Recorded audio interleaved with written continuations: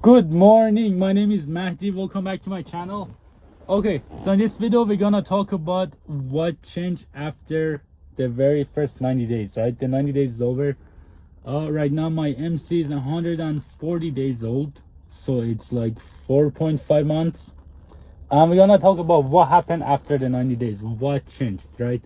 That's the first thing we're gonna talk about. The second thing is we are going to pick up a load from this place. Some of you might know where that is. That's a place where I always pick up a load when I'm leaving Idaho. They pay better than others, right?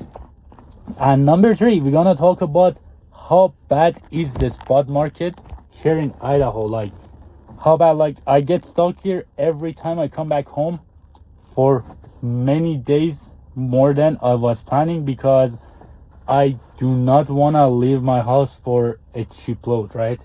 And then I'm gonna show you guys the cheap load. I screenshot some of them, and then we can go check the load board together. I'll screen record my phone basically, and then I do not want to leave my house for a cheap. I don't want to carry a cheap load at all, but some of these loads on the load board are funny. Like the worst I've ever seen, I think Idaho is one of the worst ones. Southern Idaho is one of the worst things that I've seen on the load board. There are some that barely pays even $1 a mile, all of them are garbage. But okay, yeah, we're gonna talk about it. Okay, so first thing first, let's talk about what changed after our first 90 days. And basically nothing has changed. And you might be asking why, how come? Well, I did set up with some new brokers, right? Which is, let me think about them. Like one of them is like Reynolds or Rayans, could be, I don't know. One of them is like Armstrong Transportation, which these are like not big ones, these are like small ones from here and there. But I still get denied for most loads, and what they ask for is not, they ask for 90 days. We got the 90 days completed, but they ask for a roadside inspection, and we do not have any just yet. And what's the problem with that? The problem with that is I keep going through the wait station and they don't pull me in, right? And I stopped by in two places. I stopped in Utah and asked them to inspect my truck if it's possible. I told them, hey, this is the situation, I made a new company, and then I need the inspection to be able to book loads. And then she was like, nope, we can't do that, right? Very rude. And she wasn't even paying attention to the scale. So that's what bothers me, right? It's a little scale house that people are passing by, and I go inside, I cut her off guard. She's on her phone, man. She's not even looking at the trucks or the screen or any of that. She's just scrolling on her phone. And that's kind of sad. I mean, like, it's good that like they don't pay attention to truck drivers, right? It depends on what time you're asking. Right now I really do need the inspection, and most of them are closed anyway. But it sucks that like they don't even do their job. She's literally sitting on her phone, anybody can come and pass, and she wasn't even paying attention. And I also stopped in Idaho to ask to be inspected. And then what happened was, the guy in Idaho was a little bit nicer. He said that, hey, we can't do voluntary inspection, it's against the law, and you have to be chosen randomly. And I might try to go somewhere else. Like I'm gonna go through Wyoming, I might stop by Wyoming. Anything helps, they can even do, if they don't want to do a truck inspection, they can do a paperwork inspection, they can do a logbook inspection, any type of inspection that would put something on the safer web. Because right now when they check my like safer web is literally like 0. I have no inspection before. What do they require? That is because that I heard that people insure trucks from a junkyard, I don't know how it works, right? Is it my, yeah, I gotta pull forward, 1 second. That was close. Okay, so what was I saying? Last time we were talking, I was back in Idaho Falls. Right now I'm about 15 miles away from Cheyenne. I had to stop at this truck parking area. I was shooting to go to a flying J like 15 miles away, but it was too risky. I had like 5 minutes on the clock and I couldn't make it there.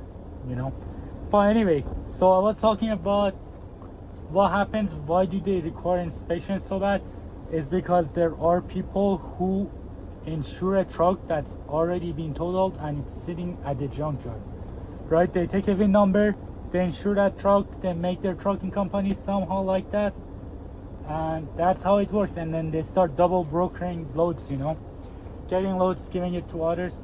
So that's the main reason they want to make sure that your company is actually running, like there is a truck running under your company and you're not just bullshitting, you know. I think that's the reason. I believe that's the reason. I might be wrong, but so far I think that's the reason. But I'm gonna go do a walk around the truck and then I'm gonna show you guys the load I got today. Let's go. Okay, never mind, I changed my mind. I did went out there to walk around the truck. It is very windy out there. Even if I try to show you anything, you're not gonna hear me. It's gonna be like we got 1212 miles to go. Okay, I'm gonna sleep my 10 hours and then wake up right as it's done, and then we are hoping to do at least 650 miles tomorrow. That I don't want to go too fast to not burn so much diesel, but I'm hoping to go at least 650 miles. I mean, depends on where I can find a good place to park. And yeah, I'll show you guys the load tomorrow. All right, good night for now. Okay, here's an owner operator tip. So I stopped right here at Sapros in Nebraska, and this is the cheapest diesel in entire way from Idaho Falls all the way to Franklin, Kentucky, and it is only $2.95. I stopped at the Flying J to shower earlier, and it was like $3.90 there, but with my discount it was $3.40. So this is 45 cents cheaper than a Flying J that was nearby, which is good. But yeah, and here's the load back here. We're gonna go over it in a little bit when I stop tonight. Okay, so 45 cents might not sound a lot, but when you pump 191 gallon, it's actually like, I don't know, like 70 bucks, maybe 80 bucks. I'm not sure, I have to calculate, but of saving just by filling up at like a smaller gas station, not a gas station, I mean truck stop. All right, let's go over the load I got back here. As you probably already know, it did picked up in Idaho Falls. And what is it? This is it basically. 2 pieces here and 1 orange piece right there. It all together weighs about like 15,000, maybe like closer to 16,000 pounds. Not too bad, but the broker always say, hey, it's 46,000 pounds, you know, 44,000 pounds. I think 44, but like it sometimes is actually heavy, but sometimes are light. So this is a lighter one. How much did it pay? It paid $3,500. It actually paid $3,550, but then we are gonna watch the load before we deliver it, so the 50 bucks gonna go there. So it paid 3,500, going 1,738 miles, I would want to say off my head I got right now, but going from Idaho Falls, Idaho to Franklin, Kentucky. So it basically paid like slightly over $2 a mile, but it's still like not even $2.01, you know, so barely over $2. But that's for the market I'm in right now. For Idaho, that's like awesome, because I waited for this. I had Monday or Tuesday. I actually booked it on Monday because all the other loads are bad, you know, so I booked this load on Monday knowing that I'm gonna be there till Wednesday and pick up on Wednesday. And well, I did pick up on Wednesday, and I'm gonna deliver tomorrow afternoon, which is Friday afternoon. It's a bad thing because I'm gonna be sitting there over the weekend most likely, because I'm like 590 miles away from where I have to drop off. And then with that being said, it's gonna take me like 10 hours to get there. So when I get there, I do not have a lot of time. So what I'm gonna do is probably just sit there at a truck stop and reset over the weekend. And if I do that, I'm gonna be basically starting my Monday like 50-60 miles away from Nashville. I'm not sure exactly how far, but it is a good market. I checked the load board, there's like a bunch of loads available, so hopefully we can get one. But yeah, we'll keep going and see what happens. Okay, so why do I think that coming out of Idaho for how much, for $2 a mile is a good thing, you know? It's because that on average, every time I go back home, I spend like a whole extra week trying to come out, trying to take something that at least like worth leaving, like going out the home, you know. Like the market there is crazy. I don't know how people do it, but the spot market, like the load board, it suck. I don't know, like, and the sad thing is, like, it's all cheap loads, and the sad thing is that the people are carrying that, you know, like they still get gone, you know. Like I see a load posted that pays like peanuts basically, and then in 3 hours, 2 hours I check back and it's already gone. Somebody got it. So yeah, with that being said, like a flatbed, that's only for flatbed, you know. If you have also for dry vans, but if I had a reefer, I could like pick up like potatoes anytime, you know. I could pick up potatoes for a really good money, like $2.60 out of Idaho, and take them almost like basically any direction. They have a bunch of loads available for reefers, but for flatbed right now it's doing really bad. So what I did is I took some screenshot of the load board when I was looking for load on Monday morning, and I'm gonna go ahead and show that to you guys. Okay, so I couldn't do what I was exactly trying to do, but we can do this here. I can just record with my iPad and show you like that. Look, there is a load going from Termonton, Utah to Crosset, Arizona. No, not Arizona, Arkansas, I'm sorry. And it is actually Conestoga, but you know, Conestogas are actually really expensive. And look what they are offering. It's going 1,650 miles, and they're only paying $1.51 a mile, and that's for loaded miles only. I'm not counting the deadhead.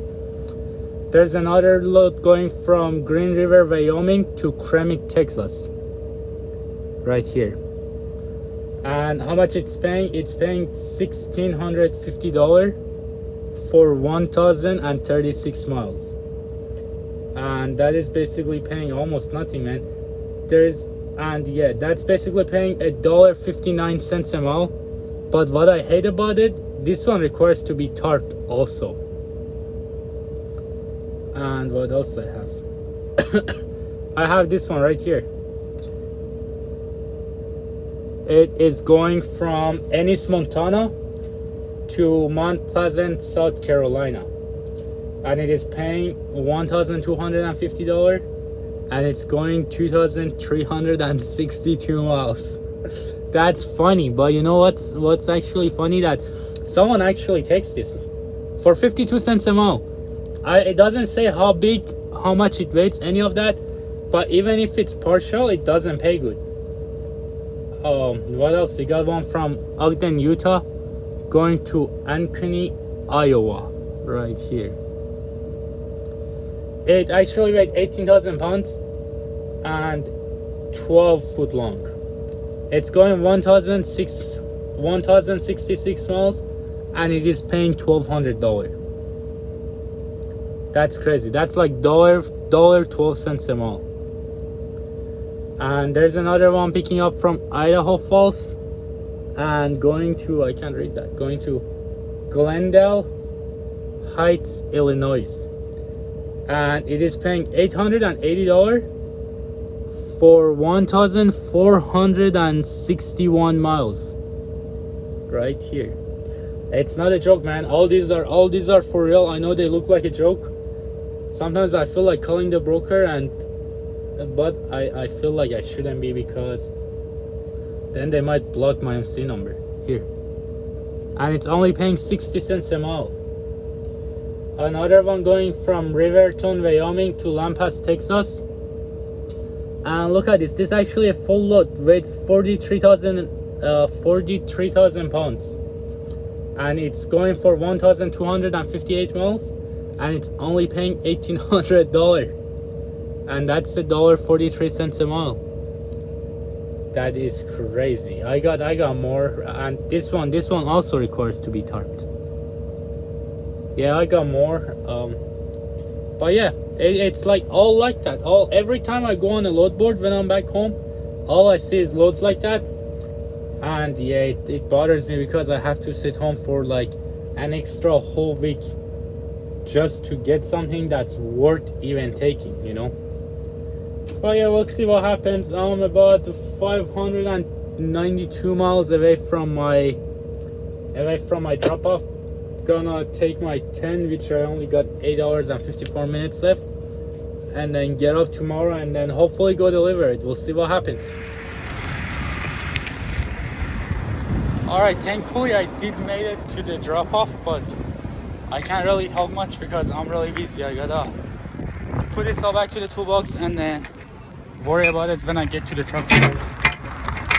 So that way I can get a spot at the Flying J, because there's one right around the corner and there's a 1-9, but I'm not sure. Like, I need to go there as soon as possible. That way I'm probably gonna reset over the weekend, but not sure. Low chance I would get a load, but it's not for sure. But all right, if you guys made it through here, please do like and subscribe, and peace out. See you guys in the next video.